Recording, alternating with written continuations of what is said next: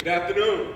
Good afternoon. Oh, I know that lunch is sitting down deep. I need a little bit more. Good afternoon. Good afternoon. First and foremost, I just want to express my gratitude and say thank you. Thank you for taking time out of your lives to take that next step and bettering your lives. Also, I know I'm a new face to the family, but I'm very familiar with the family and I'm very grateful to be here. Just to give you a little background about myself, I grew up here, Atlanta, Georgia, southeast corner to be exact, in a neighborhood by the name of Kirkwood. I played sports my whole life. In this dream at 7 years old to go to the NFL, I got really close. I got close to it, I could smell it, I could see it, I could taste it. It was about to manifest in my life.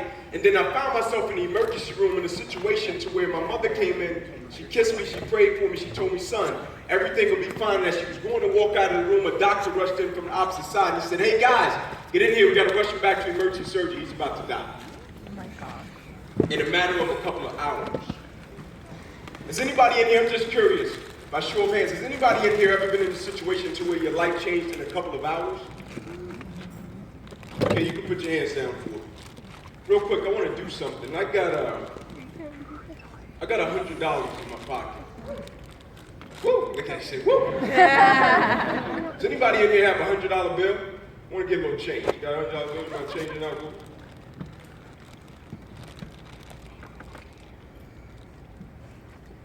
The 250s.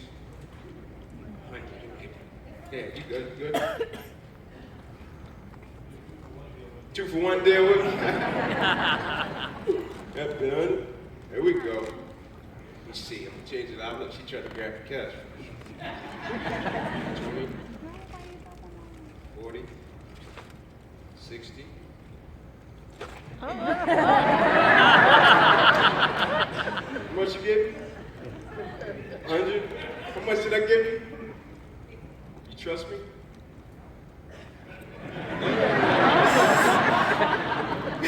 Not yet. No, I'm joking with you.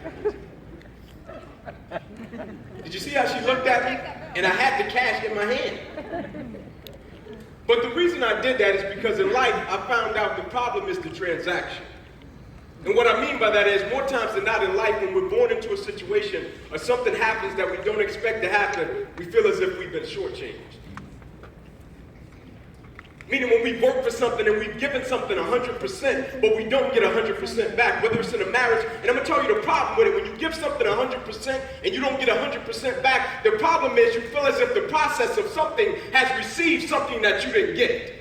And so if you're chasing a dream, if you got aspirations, if you got goals and you've been digging in and you've been committed and dedicated to it, and it comes time for it to manifest and happen, and you put in the work and you've done what people have told you to do, but you don't get what you expect you're going to get, you feel as if you've been shortchanged. Kids that have been born into families and their father's not there, they feel as if they've been shortchanged. Me in particular, I was born to a 16-year-old mother. She took me back to a 2-bedroom home, 14 people. Every time I looked at my birth certificate, it was one problem. My father's name wasn't there. And I'm sleeping on the floor with roaches and rats, and I had to figure out a way to beat my circumstances and my situation and my environment. I had dreams, I had goals, I had aspirations. I wanted to break a generational curse in my family, but I didn't see the example.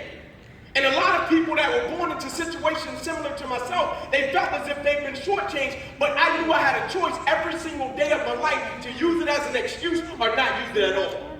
And the most valuable thing that I've learned, the most valuable thing that I've learned is in every situation that I encounter and everything that I face and everything that I come across, the most valuable thing that I have learned is this: I have a choice.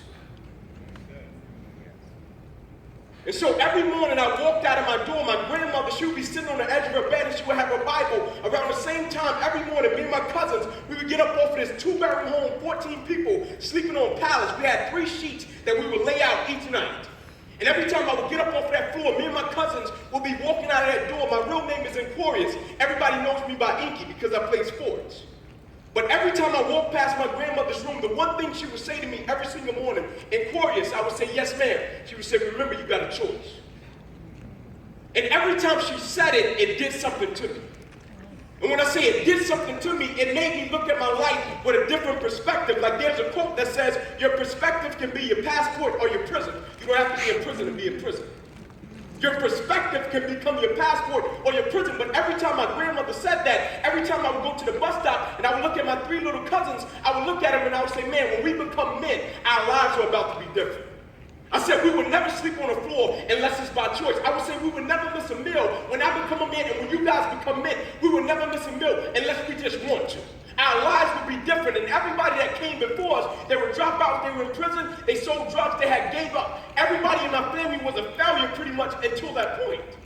And so at the age of 7 years old, the raw age of 7, I discovered this dream. I wanted to go to the NFL, and it kind of happened in a strange way, right? So I'm coming up in this environment, and the first day I got my Boys and Girls Club card, I'm so thankful that it happened. I wasn't thankful that it happened the way it did, but I was so thankful that the situation happened. And me and my cousin by the name of Taman were walking down the street, and we got our Boys and Girls Club card, and we wanted to go to the Boys and Girls Club, Carver East Side, to learn how to play basketball. And as we're walking down the street, a guy comes out of his front door on the opposite sidewalk. He comes in his front yard, he sits on the car, and he puts his hands on his chest. And he looks up at the sky and he closes his eyes. A guy walking down that exact sidewalk pulls a gun out of his jacket.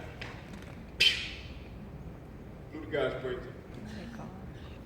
I looked at my cousin and I said, man, did you see what just happened? He said, yeah, a guy just got shot. I said, no, everybody kept walking like didn't happen. Like the guy got his brains blown out. Nobody's like, oh, guy got his brains, call 911. Everybody's like, oh, guy just got his brains blown out. They went to the bus stop and they waited on the bus.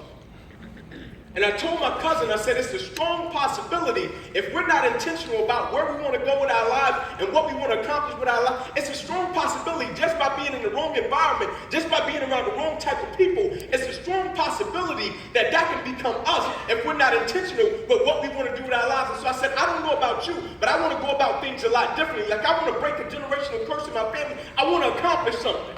The people that believe in me and invest in me, I want to give them an ROI. I want to give them a return on their investment in me.